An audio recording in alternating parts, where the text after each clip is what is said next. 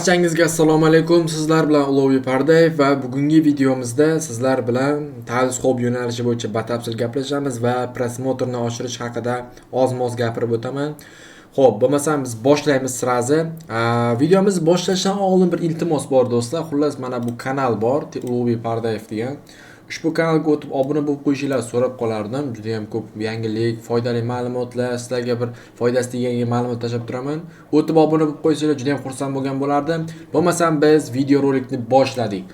Xo'p, men BlackQuery dasturiga kirib olganman. Hozir ko'rishingiz mumkin. Teleskop deb qidirganman va har xil variantlar chiqyapti. Spinning wheel chiqyapti, yana spinning wheel chiqyapti. Mana bunaqa to'rxona. Xo'p. Mana bu yerda short teleskop videoni ko'rishingiz mumkin. Xo'p, men bu kanalni yaxshilab sinchiklab ko'rsam, kanalda ko'pincha tomlarni qo'yar ekan, ya'ni Tom, Talking Tom, Hank, Rabbit. Lekin e'tibor beringlar, bu yerda mana bu personaj, ikkita personaj tushgan va bu video 70 ming marta ko'rilgan. Ya'ni nima demoqchiman? Hammasida preview. Preview bu videoning yuzi. Agar sizning prevyungiz yaxshi bo'lmasa, videongiz ming sifatli bo'lsin, baribir yaxshi ko'rinishlar olmaydi, to'g'ri, o'rtacha tomosha. Lekin baribir preview yaxshi bo'lish kerak. Chunki preview bu birinchi qadam. Ikkinchi, uchinchi qadam o'yi sifat, video nomi, video opisaniyasi, videoning shu qolgan qismlari kiradi. Lekin asosiy narsa bu birinchi qismi, albatta preview. E'tibor bersalaring, mana bu qismlarda faqat Talking Tomdan foydalangan. Lekin prosmotr 4000, 5000, 3000, 1000 shunaqa bo'lib turibdi. Lekin aynan mana bu Demon Hunter, K-pop Demon Hunter degan yaqinda bir trend chiqqandi. O'sha trenddan foydalangan. Endi bu yaqinda chiqmadi, bunga ancha bo'ldi. Lekin baribir o'ziga yarasha muxlislari, shu multfilmni ko'rayotganlar bor.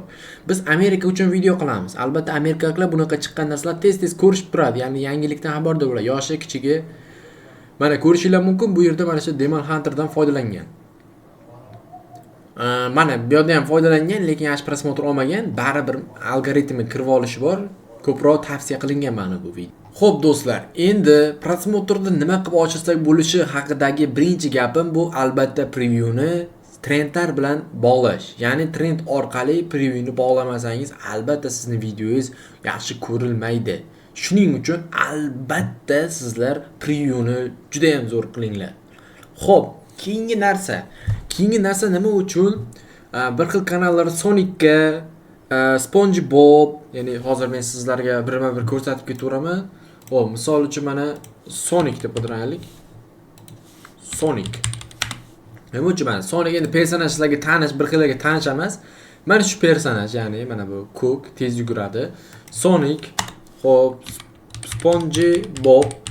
Xo'p, bu personajlar nima uchun ko'pchilik teleskop kanallari eski davrda yaxshi rivojlangan, hozirgi davrda mana shu personajlardan foydalanishni maslahat beraman. Nima uchun?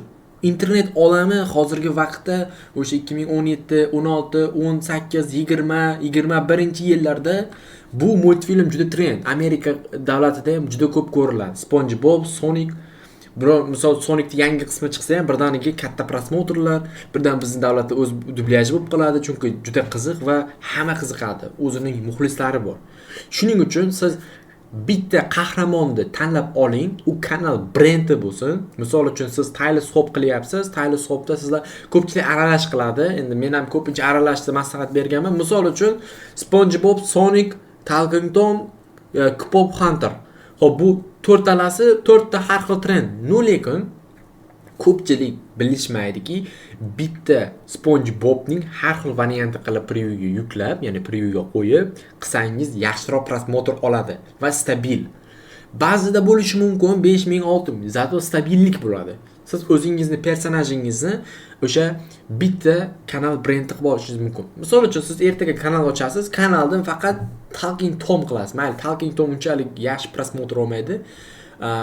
Talking Tom emas, misol SpongeBob qilamiz. SpongeBob bo'ldi, tamom, SpongeBob qilamiz. SpongeBobni multfilmida faqat SpongeBob emas, mana bu shilli qurt bor, yana ko'p. Shuning uchun do'stlar, bitta kanal brendi qilib olsalaringiz bitta personajni o'sha yuradi. Lekin adashmang, sababi boshqa bironta eski personajlarni olib qo'ymang, ya'ni eski lekin trend emas, ko'pchilik qiziqmaydigan personajlarni olib qo'ymang.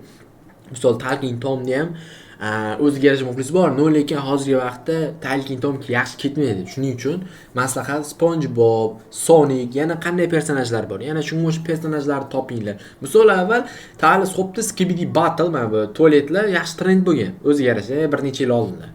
Lekin o'sha peak davrida trend bo'ldi. Mana shu K-pop Hunter ham qanchadir muddatdan keyin yo'q bo'lib ketadi. Bu trend tugaydi. Shuning uchun lekin SpongeBob bu internet davrida paydo bo'lgan. Ya'ni 2015 dan to 2019-20 yil bu internet davri, YouTube'ning eng peak davri hisoblangan. Hozir YouTube peak emas, Instagram bor, TikTok bor, yaxshi platformalar chiqib, YouTube'dan o'tib ketishdi.